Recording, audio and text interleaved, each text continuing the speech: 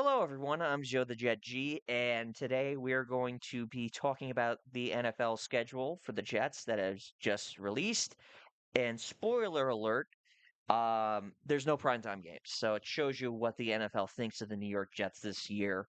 Not too high expectations. We don't even have a Thursday night game, which is crazy. Um, First things first. Week one, we play the Titans. I think the Jets are going to take that one. The player former head coach Robert Saleh. Um, then we play the Packers. I think we lose that one, 1-1. Uh, lose to the Lions, 1-2. Lose to the Bears, 1-3. Jets Browns, 2-3. I think the Jets are going to take that one to the Browns, which aren't really a good football team. Maybe they have a good defense, but they're not a great football team, honestly. I don't believe in I don't believe in their new head coach, Todd Monken. Honestly, whatever Cleveland is doing, it's just I don't know what they're doing. I think they're going to be one of the worst teams in the NFL. Um, so then we go 2-4 because we go at New England. So 2-4, 3-4 now because we play Miami, and now we're 4-4 because we beat the Raiders. Now we're 500, and we're thinking like, oh my goodness, you know, the Jets are 500, and it's November 1st. But unfortunately, uh, that sort of euphoria ends because we go at Arrowhead. We got to play Patrick Mahomes. So that's not going to end well. So that's another loss. We go 4-5. And then we go 4-6 because the Bills come to town um, the very next week. And then the week after that, we go to SoFi where we lose again. We go 4-6 now. Now we're 5-6 because we beat the Dolphins. We're going at Miami. Dolphins are one of the worst teams in the NFL on paper. And then we play the Broncos, who are coming to us in December. So I think that's a loss. And then we go to Arizona. That to me is a win. Again, Arizona is just as bad as Miami. Then New England comes to us. That's a loss. Minnesota, I think that's a win. Weirdly enough, I don't think Minnesota is as good as what people are thinking. I think Minnesota is a little bit on the downswing. I think that Kyler Murray situation is kind of a band aid on the really bad draft decision on drafting JJ McCarthy. So I think the Vikings are a little bit on chaos control right now. Um, and then you got the Bills, which is a loss. So counting all that, it will be, I think, just counting everything again. Uh, um, win, win, win, win, 5,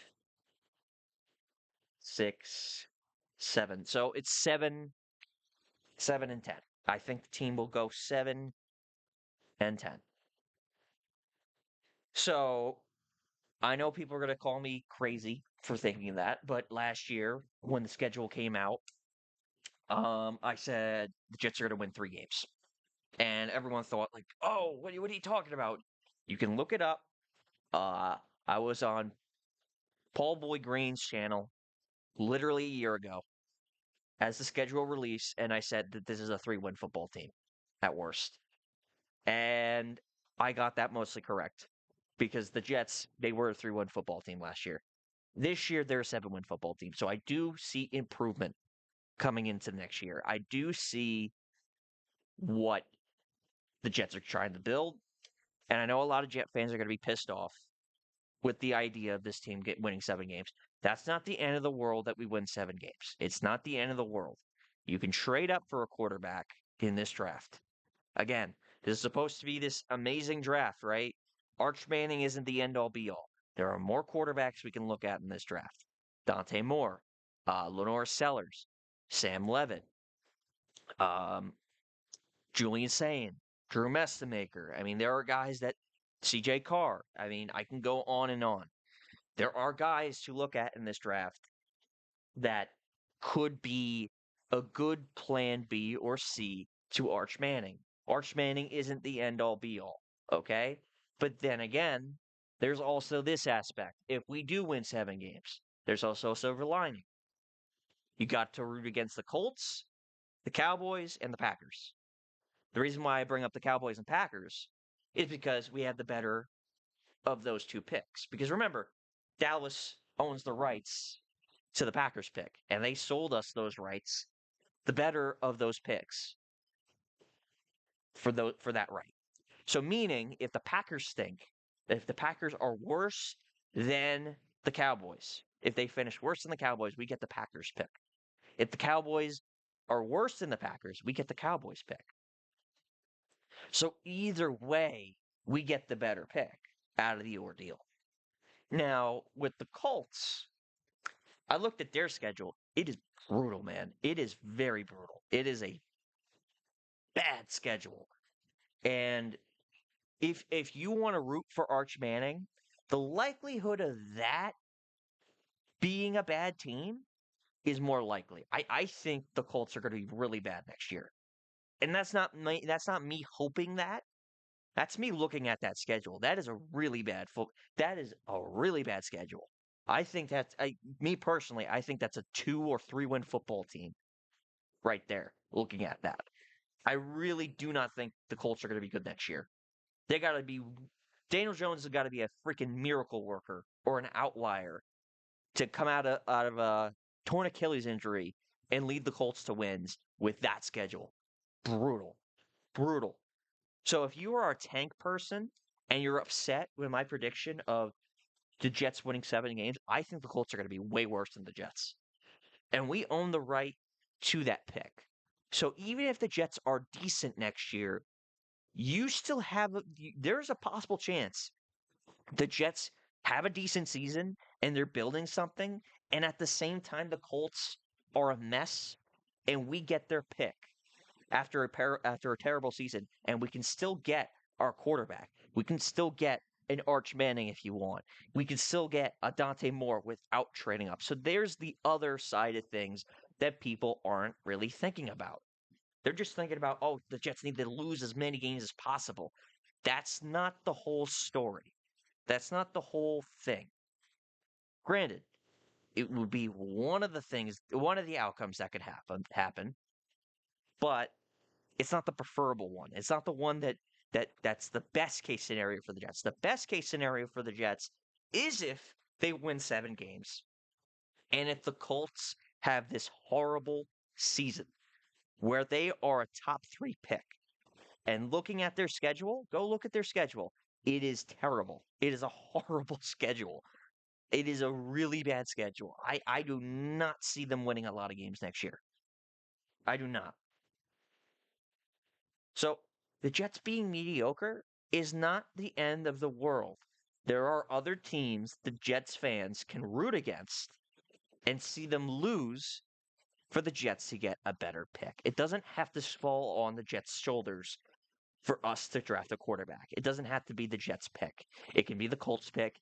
It could be the Dallas pick by some miracle, or it could be the Packers pick by some miracle. I don't see those two teams being bad, but I do see the Colts being a bad team. I could see that happening. I could see a world where the Jets are a 7-win football team and the Colts have this disastrous season where they fire everybody and the Jets own the rights to that pick. That's a scenario that can happen. So, again, 7 wins is not the end of the world. But honestly, I think the Jets are a 7-win football team this year. Are they a playoff team? No. But are they a team to not scoff at? Yeah, they're a team that is going to beat up on the crappier teams. And the Jets play a lot of crappy teams this year. Don't get me wrong. It's not just the heavy hitters that they're playing. They're playing the crappy teams this year. They're playing a lot of the crappy teams. They play the Browns. They play the Titans. They play Arizona. They play Miami twice. You know, Miami is not good on paper. I mean, they are awful on paper. I mean, it's just, again, like, to all the Jet fans that are just hoping that the Jets tank and they go 0-17.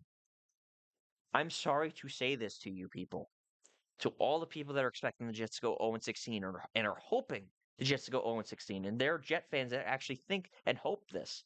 You are going to be disappointed if you root this way. The best course of action, honestly, is to root for the Jets to improve, and the Colts to suck. That is the best possible way to look forward to this season.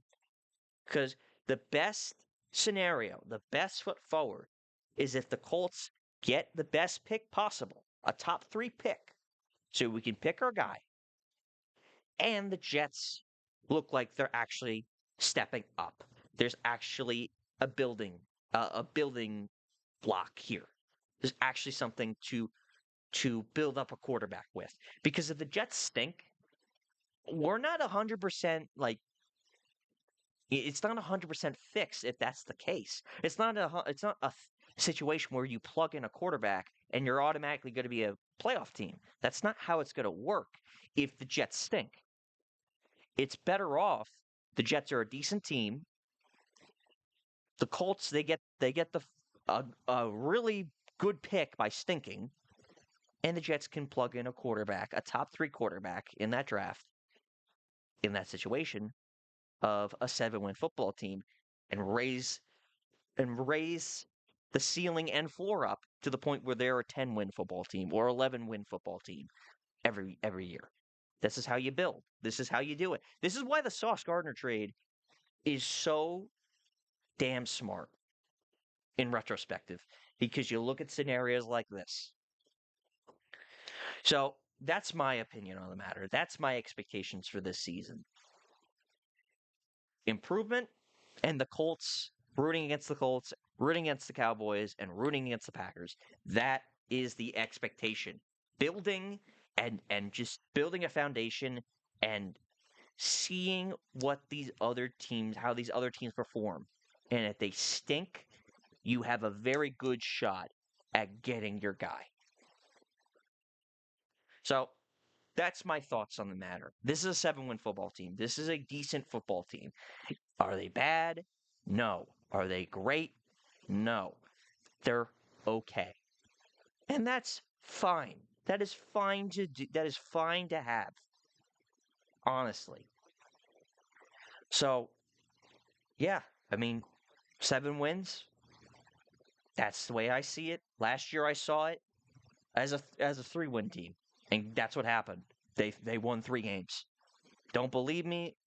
Go look back last year at Paul Boy Green's channel and watch me go on there live and say that that was a 3-win team. That was a 3-win team at the lowest. That's what I said. At worst, they're a 3-win team. I literally said those words. And guess what? They were a 3-win football team because I knew Justin Fields was not a good quarterback. Justin Fields was not the type of guy to win games. And I knew the offense, aside from Garrett Wilson and Breece Hall, the Jets didn't really have a lot. Maybe you had Mason Taylor, but that's about it. They didn't have anything other than that. And a decent O-line. But then again, we didn't know what Armand Membu was going to be. He ended up being a stud. But we have no idea. We had no idea. Now we get Sadiq. Now we get Omar Cooper. Now we get Tim Patrick. Now we bring in more weapons. A.D. Mitchell's on the squad. He wasn't on the squad last year, at the beginning of last year. That's another guy we brought in. There is something. There is a foundation being built offensively. Defensively, again, if there is a part of the ball that is going to lose us games, it is going to be the defense. Let's mark that down right now. If there's a part of the ball I think is going to lose us games against the good teams, it is going to be the defensive side of the football. I think there's still a fixer-upper situation there. I think the corners are decent. I like the defensive line. The only problem I have is the linebackers. That is the biggest issue on the team. And I think they need to address that in next year's draft as well as the quarterback. But that's my opinion on what this season brings. And looking at the schedule, this is, this is not what people are expecting. Look, I could go the whole route of this team's gonna stink, and Aaron Glenn's gonna be fired within a year. Like, I can go that route, but it's not realistic. It's not what I think. When I look at this schedule, I honestly think that this team's gonna win 7 games. Maybe this age is like milk. Maybe this age is like fine wine. Maybe my expectations are blown away. I don't know. That this is we're in May. We have no clue what the season's gonna look like come February. We have no freaking clue. But as of right now, I think this is a 7-win football team. So yeah, if you think I'm crazy, you think I'm way too optimistic, if you think I'm being very pessimistic, please leave a comment down below if you think what you think the Jets' record is going to be. Is it going to be 6 wins? Is it going to be 5 wins? Is it going to be 3 wins? 1 win? No wins? 17-0? Is it going to be 8 wins? 12 wins? Go be optimistic. Be pessimistic. Give me your honest opinion on what you think the Jets' record is going to be. And if you want, down in the comment section, you can predict the Colts record and the Packers record and the Cowboys record as well, because that also has some significance for the Jets as well, because those records end up being Jets picks. So wherever those teams finish, the Jets are picking with those with those teams, no matter how good or bad they're going to be. So there we go. I'm Joe the Jet G, and always and forever, go Jets.